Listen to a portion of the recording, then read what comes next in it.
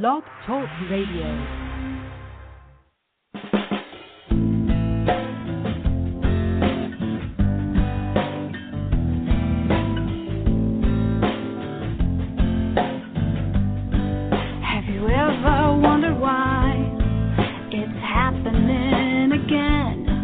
Welcome to Mindshifters Radio with your co-host, the Forgiveness Doctor, Dr. Michael Ryce, and his wife Jeanie. Michael and Jeanie share with you the wisdom of the ancient Aramaic internal process of forgiveness. They offer tools and support 5 days a week. They will support you in building a solid foundation within yourself to live in pure love. In Aramaic, Rachma. Michael is the author of So Why Is This Happening to Me Again? For more information on Michael and Jeanie, please visit www.whyagain.com. And now your co-host, the Forgiveness Doctor, Dr. Michael and Jeanie Ryce. To the brightness within you and the truth that is rooted within me. Hi, and welcome to Mindshifters Radio with the Forgiveness Doctor. That's Dr. Michael Ryce. And happy Eternal Day, Michael. This is a wonderful celebration day for him. It's Memorial Day celebration 260. And our call-in number is 646-200-4169. Press 1 to talk to Michael. That'll put you in queue. Hello, Michael, and happy Eternal Day. Well, thank you for the happy Eternal Day wish. And it is an awesome delight and privilege every day, but especially today being my Eternal Day. We don't celebrate birthdays in our family. We celebrate eternal days because we believe that life is about being eternal. Whether any individual makes it or not, it's another story, but there's that possibility. And we're looking, it kind of ties in with the whole idea of our Memorial Day celebration, is that when we start remembering who we are, we start functioning as the beings that we are. You go into the ancient teachings and they tell us that with man, death began. And our conclusion is that there's just been too much murder on the planet, too much death on the planet. It's time for it to stop. It's time for it to change. And we have an invitation for you, and that is to be part of the team that changed the world, that changed that dynamic. That's our request of you. And how are we going to do that? Well, there's an ancient technology called forgiveness. It has nothing to do with anything you know about forgiveness if you've been listening to the culture's conversation about forgiveness. I repeat, it has nothing to do with anything the culture has ever said to you about forgiveness, unless it has gone back to the Aramaic roots of forgiveness. So the forgiveness tool, which nobody told us, is the tool with which you remove content from your own physiology, from your own mind, from your own emotions. It has nothing to do with letting other people off the hook because that content is there. So it's the delete key for insanity. War is a product of insanity. If we can get enough people to hit the delete key and remove insanity from our human minds, what's the signal that there's an insanity going on? Well, we have a definition for human life. It's a very practical definition. It has nothing to do with words because you can't speak it in words. But hold a newborn child, and you know what human life is. Just take a hold of that newborn. You know exactly what human life is. Now, what does the community around that child pour into the child? You know, when things aren't going the way mom or dad or baby brother or big sister want it to go, what energy on an energetic level is poured into that child? Well, sadly, and too often, it's the energy of rage and fear and grief and pain and all of the crazy stuff that's gone on for too many generations on planet Earth. And because we haven't been given the delete key, it's been hidden away, that insanity is cumulative until we end up with, and the end result of it is war. Whether it's an interpersonal war between, someone and their spouse or someone and their child or someone and their parent or someone and a neighbor, it really doesn't matter, or whether it's a war between communities or nations. It's all irrelevant. It has to do with the poverty of a lack of human life and the multi-generational accumulation of rage, fear, grief, and pain. There is a way, there is a technology that was taught 2,000 years ago, and it was disappeared for how to remove that insanity.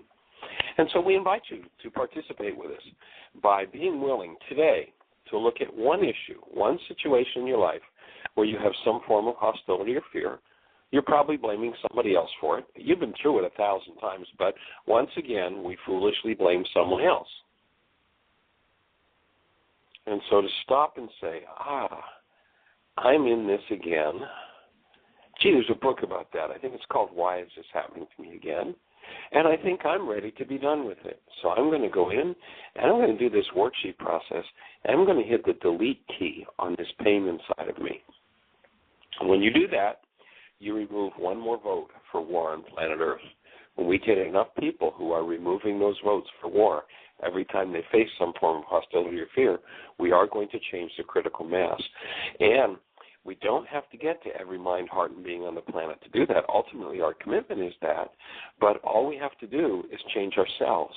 And when we hit critical mass and the higher energy of a human life embodies in enough people, then there's going to be a shift and a change on the planet.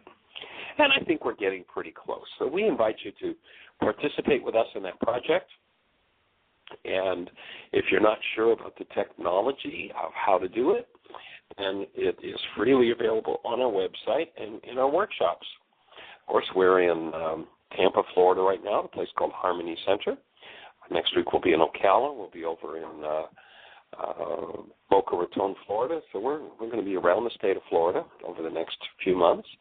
We'll be doing an intensive here in Florida, a 9-day Why Is This Happening to Me Again intensive. And so we'll be doing there'll be lots of opportunities for acquiring the forgiveness tool. And you can go to our website. You can download the book free, Why Is This Happening to Me Again? It's all about forgiveness. And on the right-hand side of the website, you'll see a link that says Download Worksheets. And if you click on that link, the first 5 links will give you the whole forgiveness story.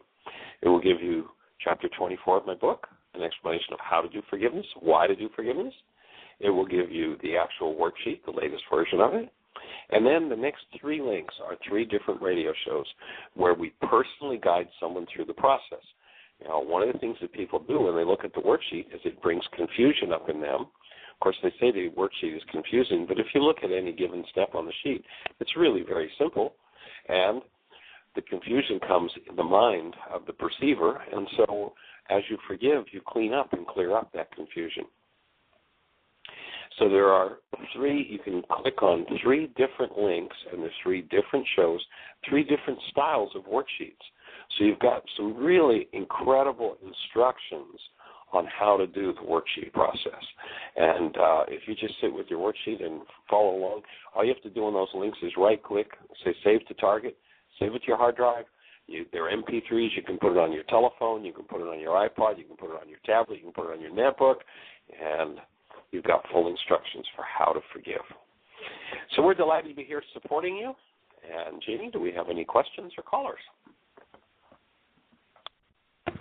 Nobody has their hand up. 646-200-4169. If you have a question, please press 1, and that'll put you in queue to talk. And there's a few people out in the chat room that they're just listening. So.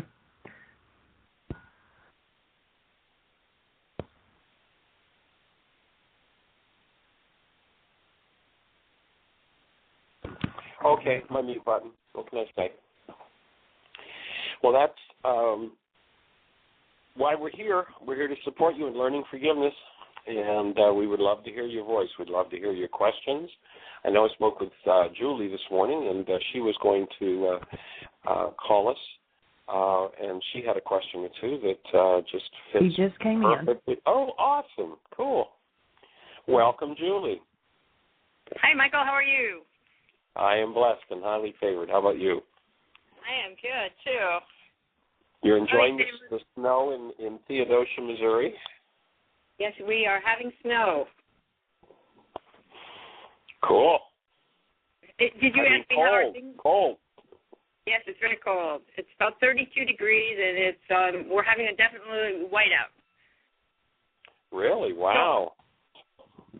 So I had a question. I was doing the worksheet, the new one that you have, and right.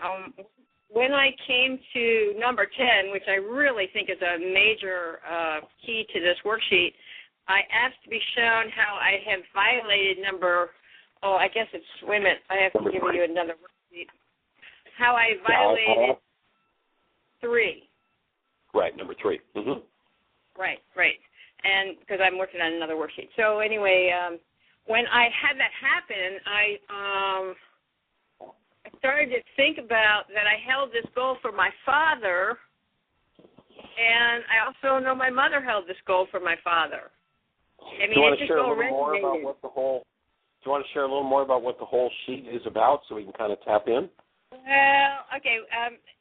Well, I wanted this particular.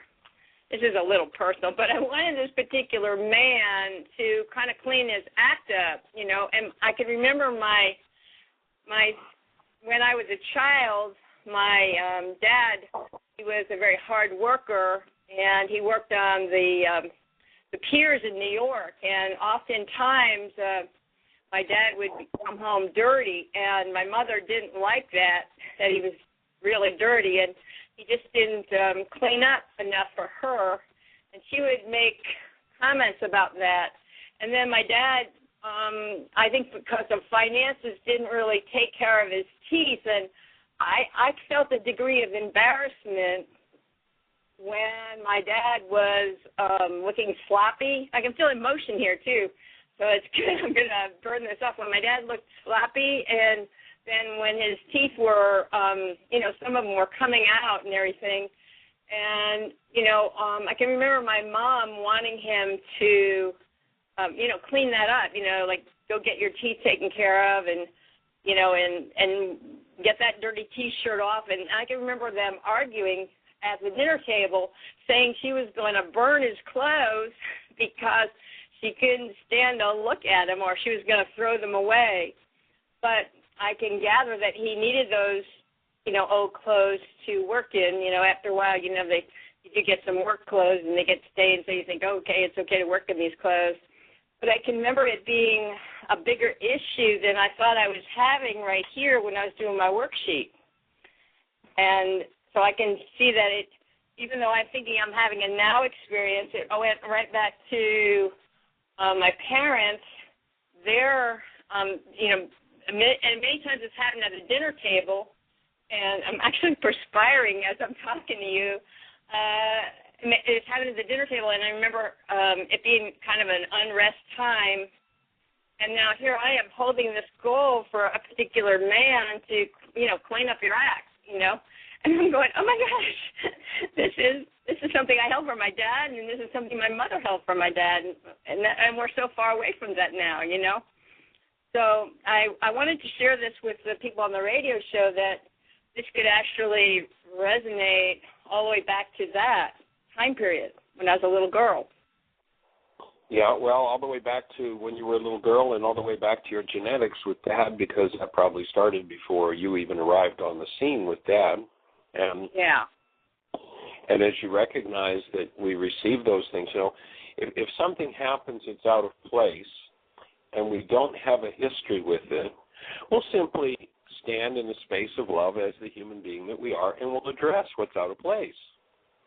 But right. If we have an unresolved history, which means in our own personal lives or genetically, then the thing that's going to deliver the upset, the irritation, the rage, the fear, the willingness to, say abusive words or whatever, is that history. It's the history that carbon-based memory brings to the event. It's never the event. Yeah. If there was an event and I didn't like it, but I had no history with it, I just stand in a connected space of love and go, gee, dear, we have an issue here. Can we clean this up? But when that situation resonates something of my history, that's the kind of thing that buries. You go back to when you talked about the dead, burying the dead. And that's what it really meant, is that our human beingness gets covered up. by all these things in the instrument. We've used the example before in the work of, each of us has precisely the same capacity. You look back at Yeshua, and he says that, the things I do, you can do, and greater. Our instruments are all potentially identical. However, the content of the instrument and the quality of the instrument is up to each individual. If we have Pavarotti coming through a high-definition stereo sound or signal from a local radio station, we have this powerful signal with this awesome voice and orchestra and symphony behind it, and we're playing it through a $10 crystal radio. Well, we get Pavarotti, but it's not the same. We can play it through a $10,000 stereo system, and there's going to be a whole different experience through a $10,000 stereo system than through a $10 transistor or crystal radio. The instrument is the only difference. And so each of us in our being as humans hold that newborn, and each of us starts out exactly the same.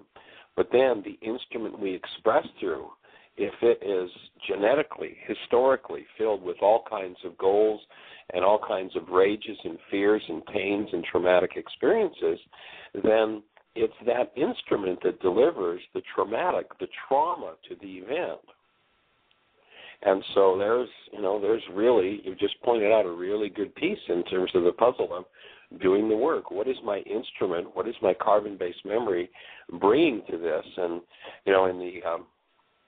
in the ancient teachings, living in the mind of love was called living in the mind of Christ. And then there was the Antichrist. And the Antichrist is that which would take us out of the presence of love. The word Christ is not the name of a man. It's actually the name of an office in the original Aramaic, and it's one who had spiritually awakened. So we've got one who lives literally in the only sane mind in the universe, and that's the universe of love. And then we've got carbon-based memory, which can tear us out of that if its content contains some form of hostility or fear. By the way, carbon-based memory is what your so-called body is made of. If we ask a modern-day physiologist what the base element is in the human body, what we'll be told is that it's made of carbon, in essence. And the carbon atom has 6 electrons, 6 protons, and 6 neutrons. It is the only Antichrist you need to be concerned about, and it's the thing that delivers all the drama and trauma. And, as we do our work, you delete drama and trauma, and where yesterday an event that you thought was about drama and trauma all of a sudden has no drama and trauma in it because you've removed it from carbon-based memory. And of course, life is going to give us every opportunity we need in order to remove all of those dis-ease energies that bring trauma to our lives. So, yay, nice catch for having the sensibility. You've worked for so long, and I acknowledge you for that. And, one of the things we've talked before about on the show is that it's up to each of us to develop a set of faculties, and that is the ability to decode our own content.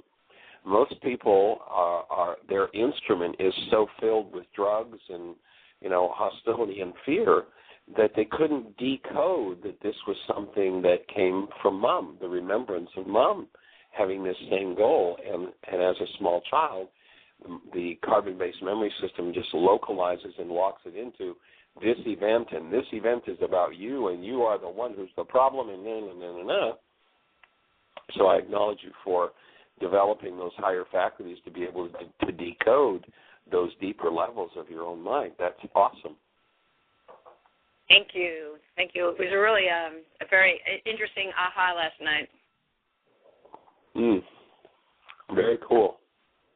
I'm glad I could share it with everybody on the radio show. I was so impressed that it would go right back there, and then that now that I've processed it with you a little bit more, that I can feel my own healing happening. Because I was perspiring underneath my arms and everything when you were talking. So I know I'm having an opportunity, because I know that you keep love conscious as I'm surfacing this reality, and I could really feel my own healing happening too. So I want to acknowledge you and thank you for that. Yeah, and, oftentimes that perspiration under the armpits has got to do with fear, and So some worksheets around the fear of mother addressing father about this issue, and perhaps fear as a child about addressing this issue, and of course fear in current times about bringing it up and being able to address it, and what will the repercussions be? You know, as a kid, do you remember when your mom would say this to your dad, what your dad's reaction was?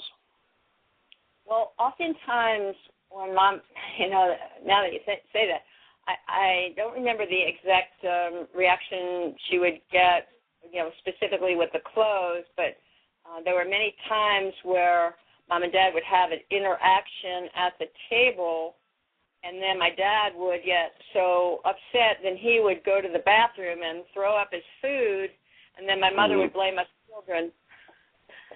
She would say, see what you did to your father, and we didn't do anything, you know. But they had this interaction which was based more in hostility, as I recall, and then they would have this interaction, and then he'd go throw up, and then we would be blamed, my brother and I, for doing something to trigger my father's throwing up. Sounds like the Hydra effect. Yeah. That you're now opening, you know, for those who are just perhaps new to the show, in Greek mythology there was this creature called the Hydra, and you cut off her head, and when you did, several other heads would grow out of that spot. And that was symbolic of the fact that when we knock down one issue that's showing up in the conscious mind, that what we're doing is drilling down into deeper parts of the mind.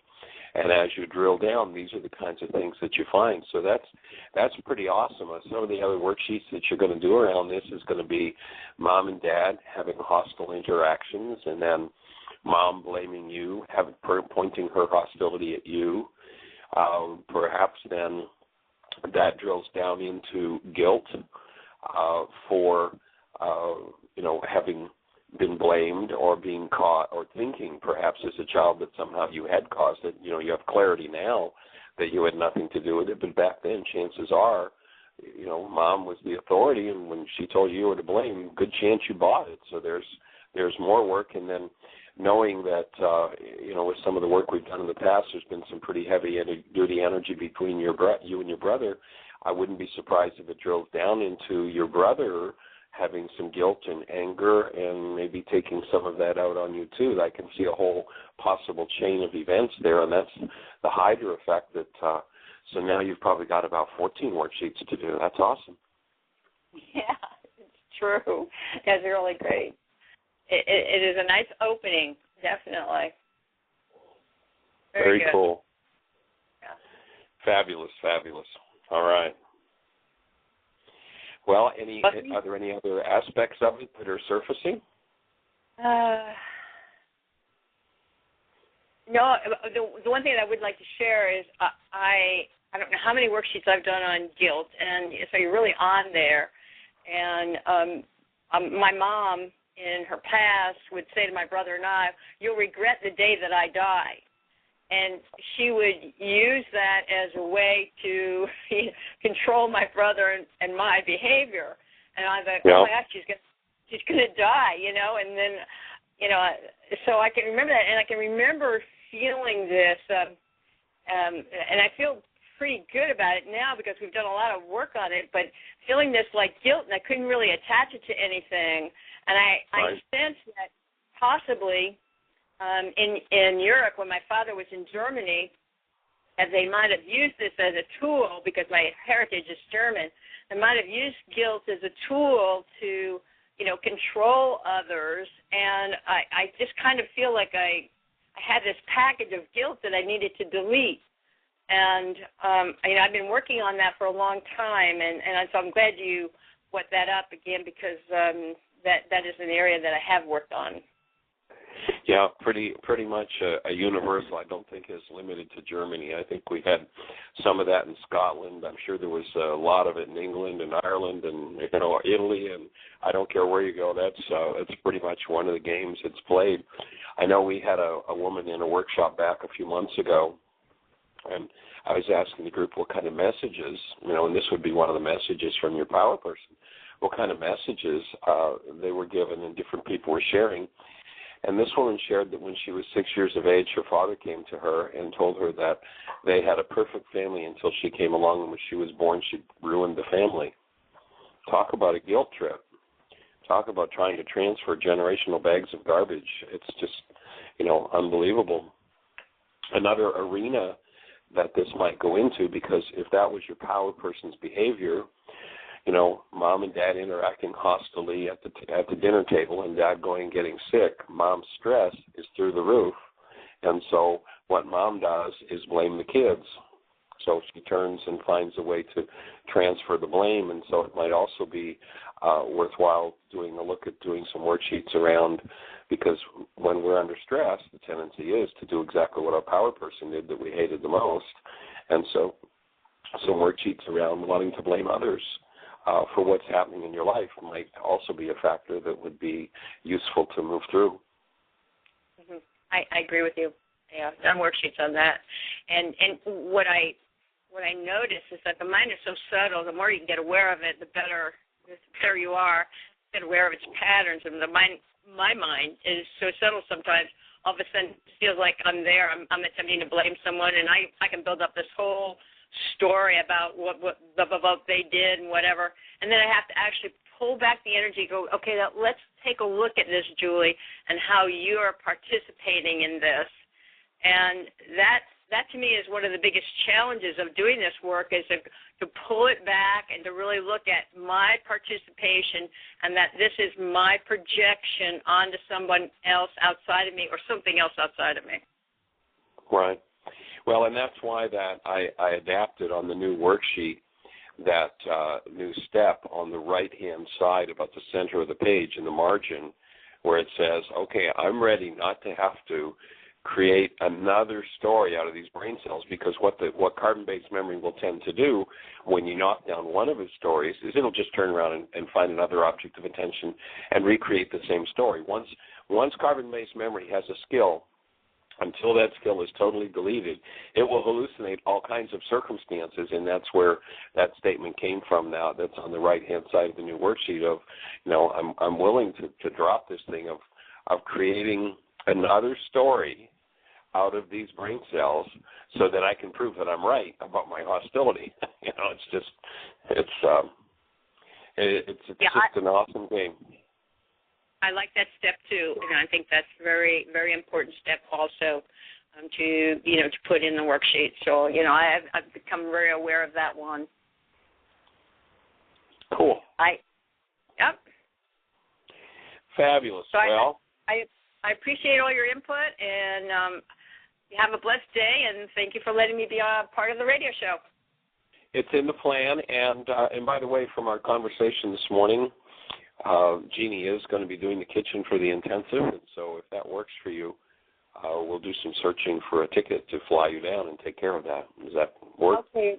All right. Well, let me talk to Patrick, and then also I would like to fly out of Branson if that's at all possible. Right. Yep. Well, we'll look at it and see what we can do. Okay. Thank you. Awesome. All right. I'll give you a call. Blessings. Bye-bye. Blessings. Bye-bye. We do nice input, Julie. That's fabulous. Jeanie? We do have another caller, area code 847. You're on the air. By the way, before we do 847, is Dr. Tim with us? Is David with us today? They are both on. Oh, cool. Welcome, gentlemen. We're glad you're here.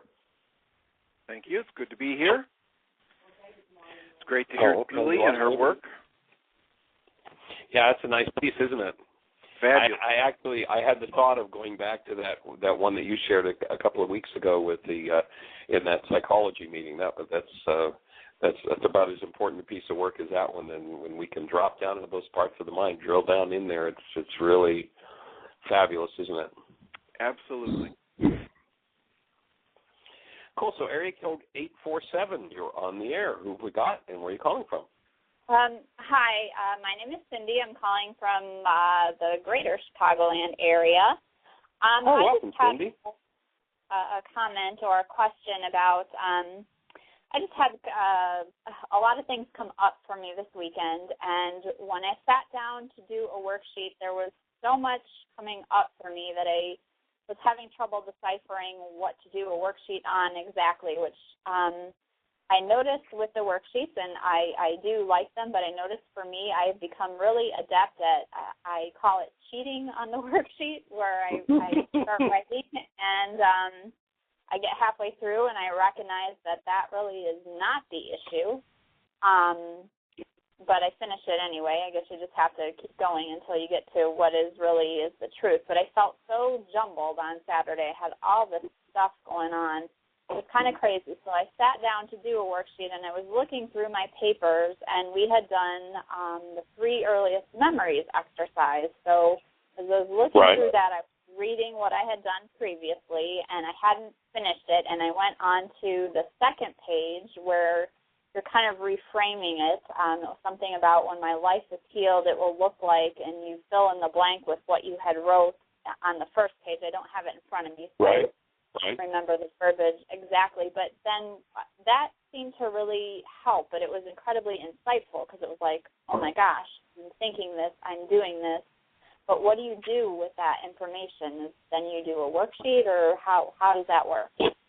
Well, the whole idea, of course, is to, with each of the tools, is to process out. And in this work, we define processing as the ability to keep love conscious, active, and present when something less than love comes up.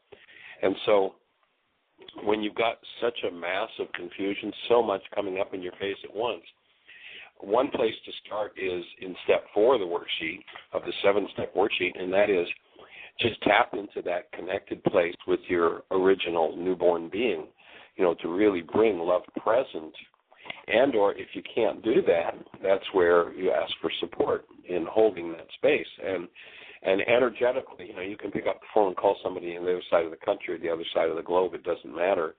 There's nothing we know of that can stop the high energy wave that leaves the mind when we think a thought and or stand in the presence of being. And so you can gather that support from anywhere on the planet, and then to look at the specifics of each incident. And what I do when I'm doing worksheets is I usually keep at least 20 or 30 in my hand while I'm doing the top worksheet. And once one little stinker kind of comes up in my mind about something else related, then I'll just set aside the worksheet I'm doing, and I'll do whatever that piece is. So it might be, I'm doing a worksheet on, the van, and I was frustrated because we had a problem with the van. And so up will come an image of a time when, I had that kind of frustration with my brother. And so I'm going to peel over to another worksheet, and I'm just going to fill in 1 or 2 of the blanks. The object of attention, my brother. I had frustration, and the situation was when my car broke down, he wouldn't help me.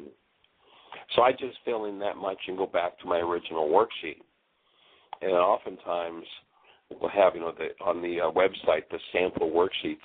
Actually, there's a woman named Magda who called into the show last week, and she was working on a worksheet on herself. And by the time we finished the show,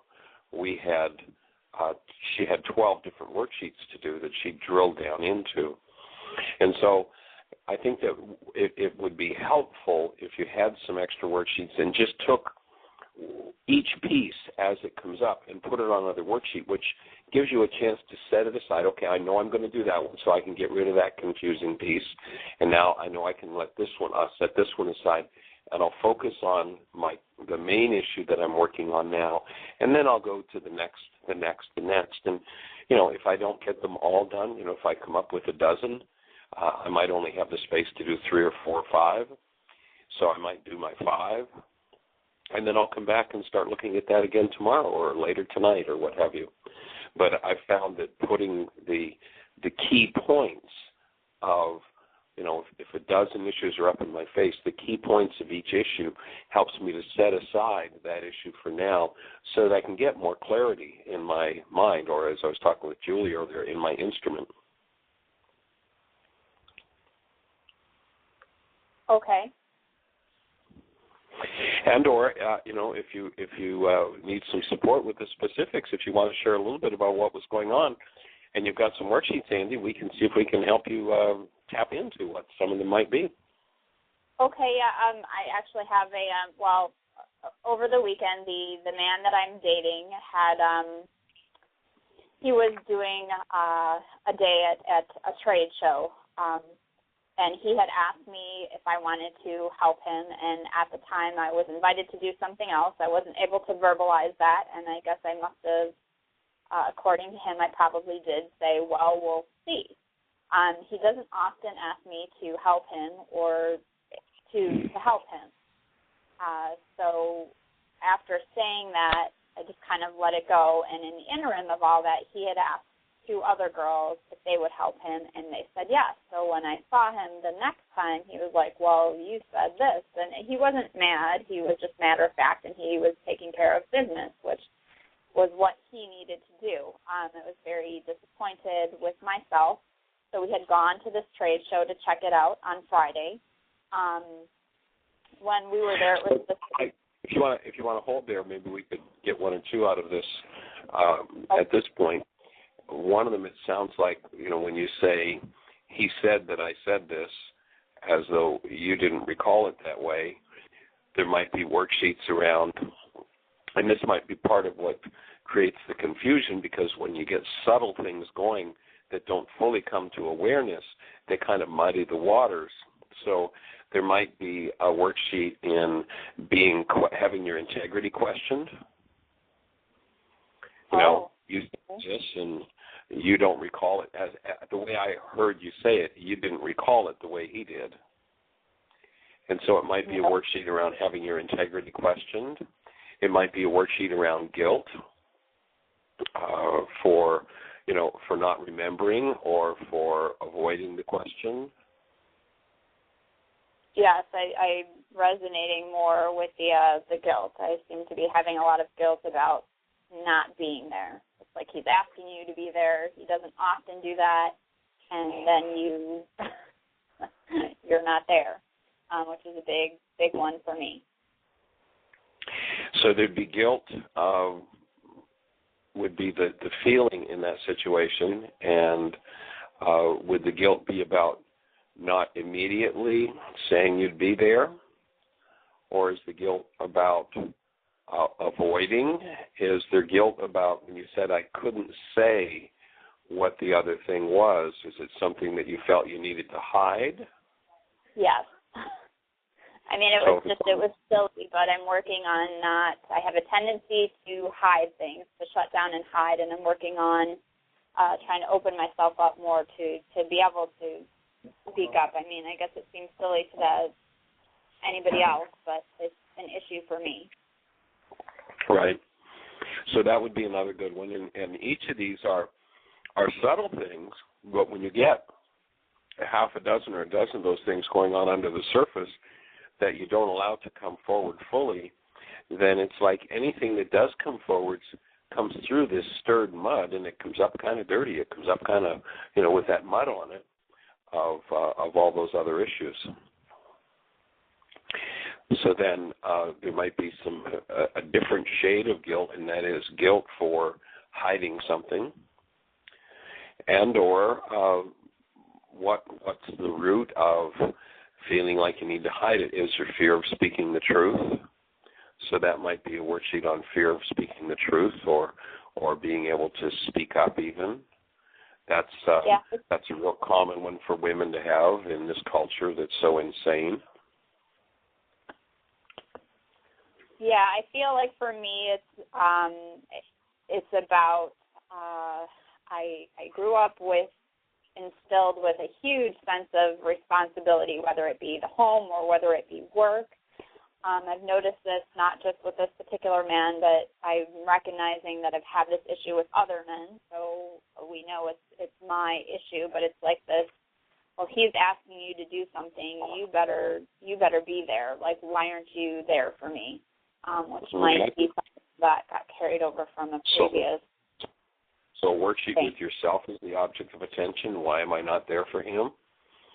There might be some work to do around over-responsibility, it sounds like. Uh-huh. Overwhelm, trying to take care of it all. Like I have to fix everything for everybody. This often happens in homes where the parent doesn't really act like an adult and the child grows up being the parent. Does that apply at all in your home as a kid?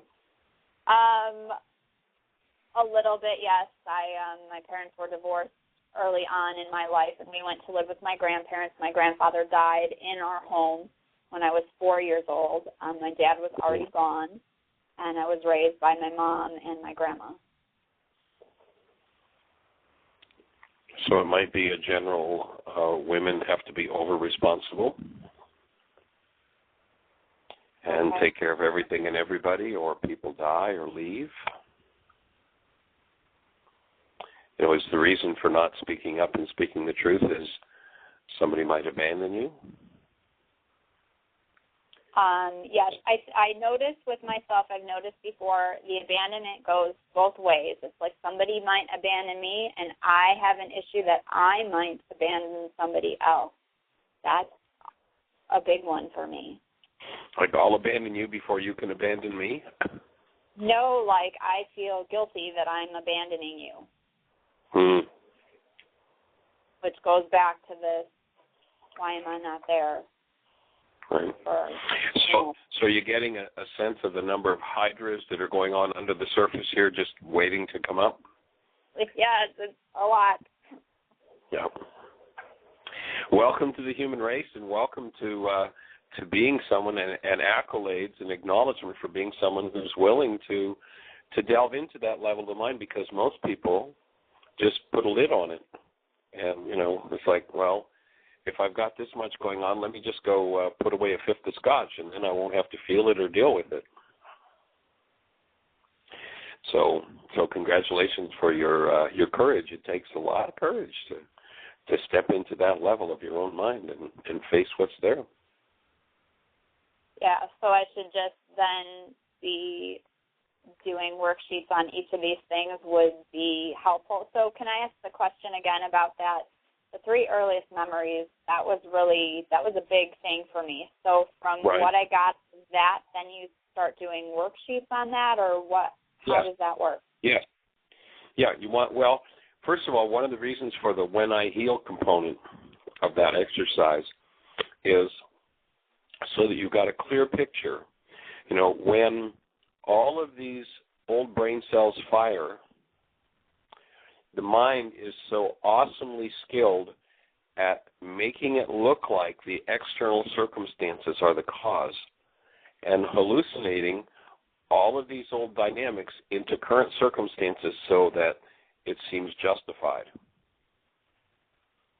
And so when you find yourself in the middle of your muddle and, you know, wanting to point the finger at somebody, and you pick that sheet up and you go, oh my God, I wrote this 2 years ago, and here it is. It's exactly what I wrote 2 years ago. How is that possible? Well, we know that when you're doing your work, if you're going to heal, then your mind is going to hallucinate, and it's going to hallucinate based on current circumstances and make old content seem like it belongs to current circumstance.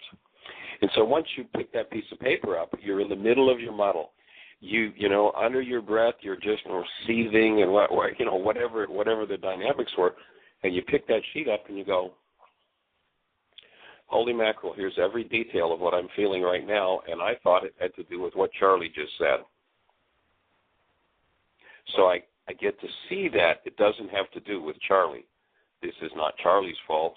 It's not my fault. It's just the content of my carbon-based memory system. So I'm going to pick up and start doing worksheets around that.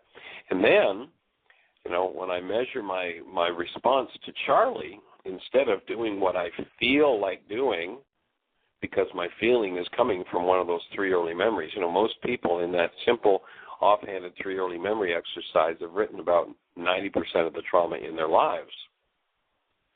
And so when I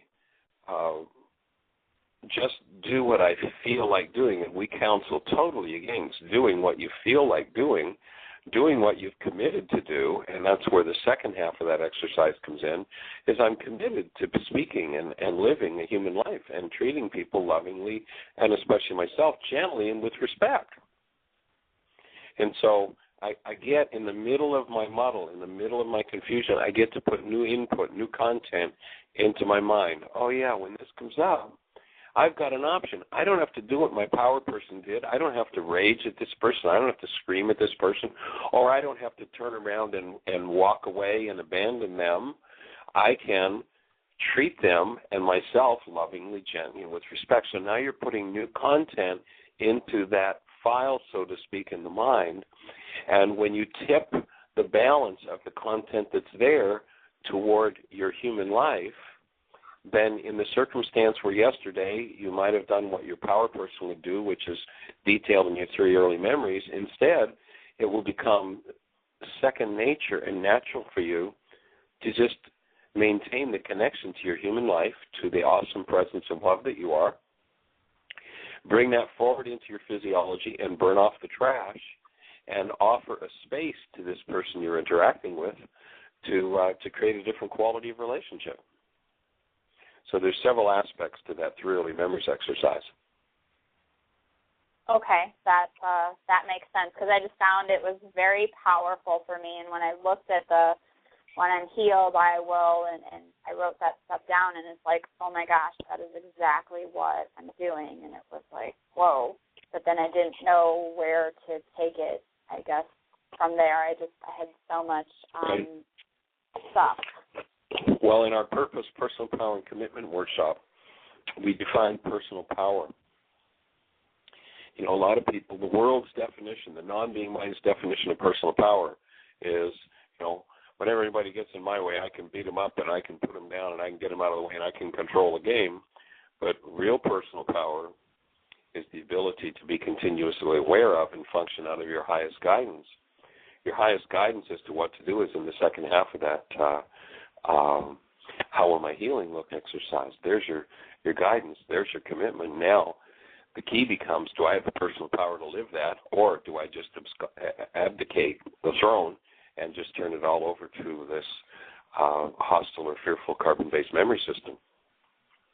And as I clean out my instrument, as I upgrade my instrument, I will acquire more and more and more personal power, which means that I'm going to be able to be continuously aware of, no matter what's going on in my environment, aware of who I am and what my highest guidance is and what my highest behavior is, rather than what's gone on in 1,000 generations of insanity, which is what fuels most behavior in the world today, is 1,000 generations of all kinds of stress and strain and loss and drama and trauma, cumulative, passing on from generation to generation. And because nobody had the tools to dump the content, it's just become the way of the world. And what we're looking to do is to support a change in the way the world works by removing the aberrant content and placing into the content something that comes from a true human life, comes from the active presence of love. So you're right on track. Okay, can I just say one more thing? I think I know the answer, please. but just double. Sure. So anyhow, that all had happened. We had gone to the show on Friday, and by the time we got home Friday night, he had asked me if I wanted to go to the show on Sunday, and he's like, well, you can come with us if you want to, but then I would have been at the show for 8 hours. And in my mind, I'm thinking, what in the world am I going to do at the show for 8 hours? I'm going to be by myself. I might be bored or whatever. And he also gave me a free ticket. So Friday night, by the time we got back to his house, I was really tired, and I was very tempted to just leave the ticket in the bag and leave the bag at his house and go on my merry way and call him the next day and act like I forgot the bag. And then I said, no, I'm not going to do that. So I had gone upstairs, and I said, do you mind if I don't come on Sunday? You can give this ticket to somebody else. And he was totally fine with that. And then the next day I woke up, and I felt awful, like saying no to him, or I don't know if I was missing him. It was just like I made the choice that felt right for me at the time. And then the next day I was in such a tizzy about this. So I'm thinking that maybe I could do a worksheet on how it felt to say no to him, because I just really, and it was all like my whole deal. And I ended up, actually, on Sunday, I felt better. I felt really good, and I ended up going to the show at the end for, like, the last couple of hours, and it was fine. And he seemed like he was happy to see me, and I was happy to see him and to be there, and it was fine. But I went through this whole huge thing. Well, what you went through was what your carbon-based memory counseled you to go through. That's the content that you want to delete. As you become aware of, that's the way your carbon-based memory plays the game it plays for whatever reason. The reason might be, control. It might be one of the other things that came to mind as you were talking about, there were two other women that did the show. Is there a jealousy component to this, perhaps? I think there is a little bit, yes. Okay. So then there's another set of worksheets is the jealousy aspect to do some worksheets around being jealous. And even though you've said, no, I'm not going to do it, the possessiveness perhaps might be, these are all different possibilities of what might be under the surface of that. And that refusing him might have, on Friday, and remember the key that we tend to go back to, power person dynamics, is when the stress is up. So it sounds like on the Friday, the stress was up. And if you look back, did your power person ever do vengeance with you when you didn't cooperate? Did they do what with me? Vengeance. What is that? Getting even?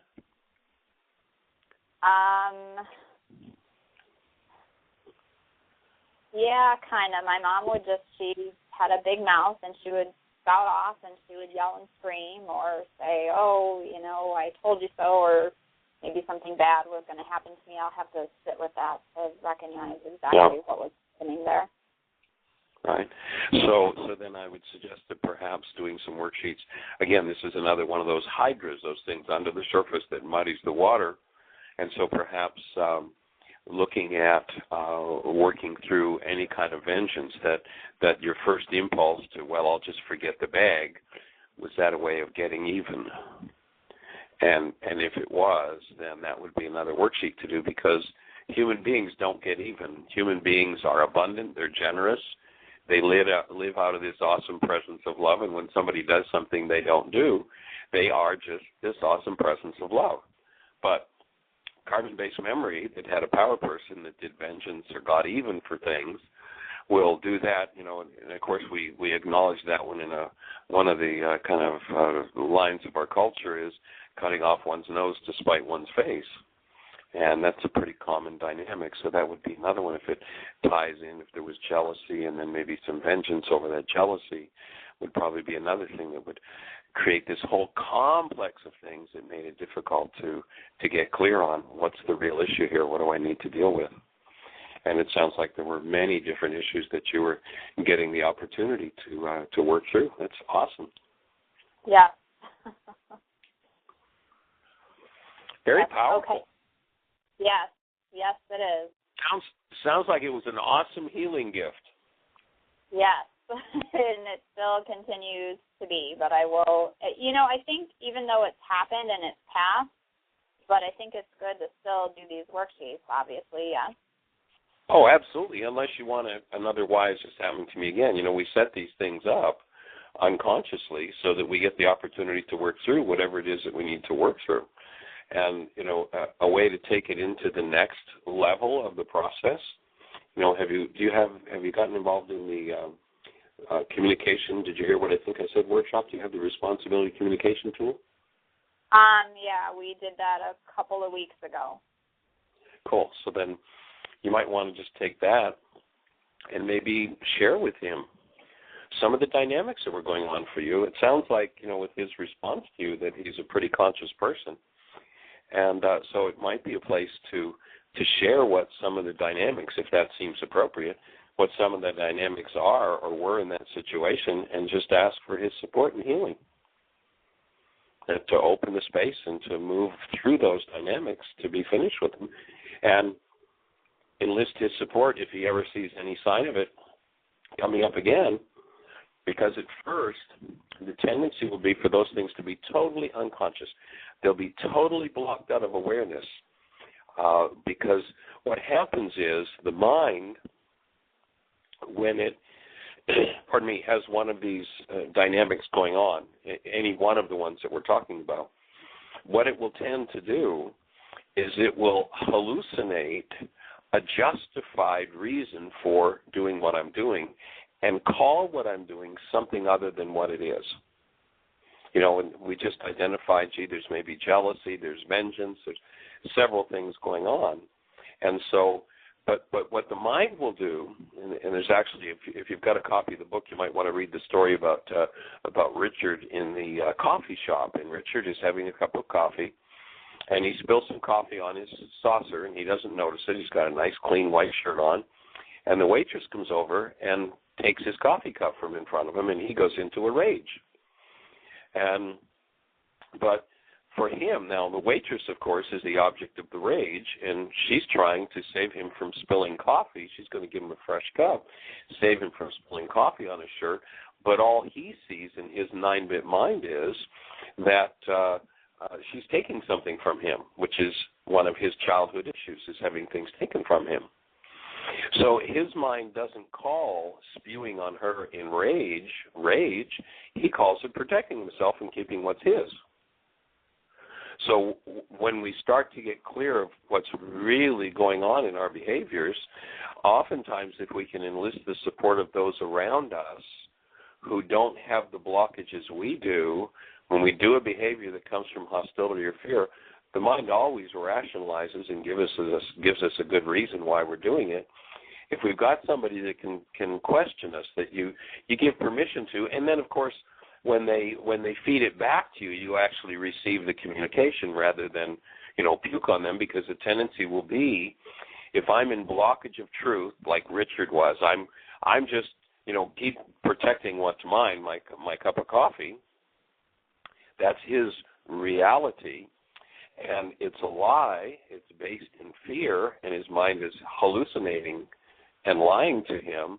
If somebody's standing right there and says, gee, Richard, why are you being so vicious with this woman, that truth will tend to drive his stress level up. And so when you give somebody permission, make sure that your stress, when somebody does deliver you truth, when you're in blockage of truth, that your stress attaches to self-correction rather than to getting rid of the source of the information. Otherwise, what will often happen if somebody feeds back to you what you're in blockage of truth about is like, oh, now I want to take off their heads. So, but you certainly will advance more rapidly in your healing if right there in the instant where it's happening, you got the feedback and you go, oh, okay, I got that one. I can clean that one up right here, right now. It takes things to another level when you're doing real-time work like that. Okay. So he might just be ideal support for doing that. Yeah. Cool. Yeah. Fabulous. Nice work. Thank you. Delighted to be on the team. That's a great call. I mean, that's really, one of the things I love about when somebody calls with a question is it's everybody's question. And yes, Jeanie. Okay. And Jeannie's just telling me that we're down to 1 minute, and there are 4 people in line for to ask questions. So, unfortunately, we're not going to get to you. But if you'd call in first thing tomorrow, we would love to speak with each and every one of you. And Cindy, we're delighted that you called, and if there are more refinements we can give you, you may, as you do each of these worksheets, they may each have the Hydra effect and show you different as you drill down. The whole idea of the worksheet is to drill down into the unconscious parts of the mind. There's some Harvard research that says in a time frame where 10,000 brain cells fire, we get to see a max of 9 bits of data, 9 bits of information. So there's a lot going on at the surface. And so thanks for being willing to go under the surface. And if there's any more support we can give you, give us a shout back tomorrow. Okay, thank you. Okay. Blessings. Thanks for the call. Everybody, please use the tools. Bring a stranger to the show tomorrow. If you're in Tampa, come see us at Harmony. Check the website for the information and create the best year you had of your eternal life. Blessings. Bye-bye. Thank you for listening to Mind Shifters Radio with the Forgiveness Doctor, Dr. Michael Ryce, and his wife Jeanie, who present that internal Aramaic process of forgiveness. Michael and Jeanie are here every Monday through Friday on Earth Angels Radio.